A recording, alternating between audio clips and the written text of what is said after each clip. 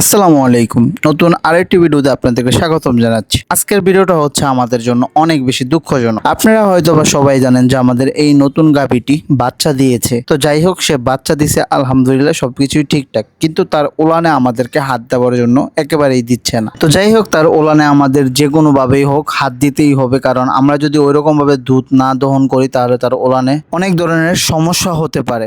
তো যাই হোক, আমি এখন আমার বাতিজাকে নিয়ে আমরা ওকে নিয়ে যাবো আমাদের ধান ক্ষেত, মানে যেইখানে অনেক বেশি পানি হয়েছে ওইখানে তাকে নামানোর পর মানে আমাদের সাথে ওইরকম একটা শক্তি খাটাইতে পারে না পানির ভিতরে। তো আমরা আলহামদুলিল্লাহ কালকে সুন্দরভাবে দহন করতে পারছি, কিন্তু তারপরও অনেক সময় আমাদেরকে একটু ডিস্টার্ব করছিল। কিন্তু দেখি আজকে আমরা সুন্দরভাবে দহন করতে পারি না। এইভাবে তাকে 3-4 দিন সেবা যত্ন করতে হবে, আর না হয় মনে হয় না যে সে আমাদেরকে তার ওলানে হাত দেওয়ার জন্য দিবে।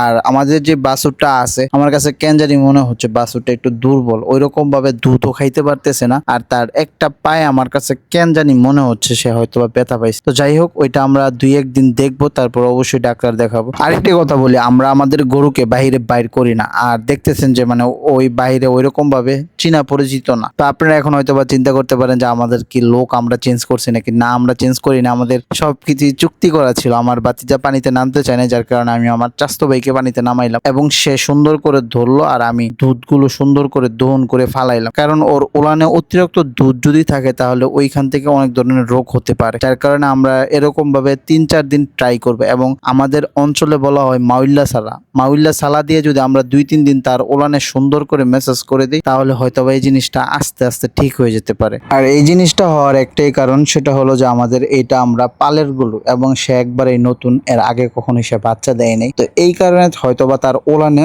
সুরসুরি লাগে, যার কারণে আমাদেরকে ওইভাবে ওলানে হাত দিতে দেয় না। এখন আপনারা খেয়াল করলে একটা জিনিস দেখবেন যে পানি একেবারেই সাদা হয়ে গেছে। আসলে তার ওলান থেকে আমরা যে দুধগুলো ফালাইতেছি ওই কারণেই পানিটা একবারে সাদা হয়ে গেছে। তো আমরা এইভাবে কয়েকদিন ট্রাই করবো, ইনশাল্লাহ এর ভিতরে হয়তোবা ভালো হয়ে যাবে। আর যদি এটা অবশ্যই ভালো হয়ে যায় তাহলে আমাদের জন্য অনেক বেশি আনন্দের হবে, কারণ এটা আমাদের পালের গরু আর এটাকে আমরা পালবো এই নিয়তেই করছি। তো যাই হোক, এটার জন্য দোয়া করবেন। সে আমাদেরকে অনেক বেশি কষ্টই দিতেছে, তারপর আমাদের কোনো সমস্যা নাই। যদি এই সমস্যা থেকে আমরা উঠতে পারি তাহলে অবশ্যই আলহামদুলিল্লাহ। তো যাই হোক, আজকের ভিডিওটা এই পর্যন্তই, দেখা হবে নতুন কোনো ভিডিওতে। তো সবাই আমাদের জন্য দোয়া করবেন, আমাদের এই ছোট্ট খামারটির জন্য দোয়া করবেন, এবং বিশেষ করে এই গরুটার জন্য দোয়া করবেন এবং তার বাছুরটার জন্য দোয়া করবেন। আল্লাহ তাআলা যেন আমাদেরকে সকল মুসিবত হতে হেফাজত করেন, এই জন্য আপনারা অবশ্যই দোয়া করবেন। আসসালামু আলাইকুম।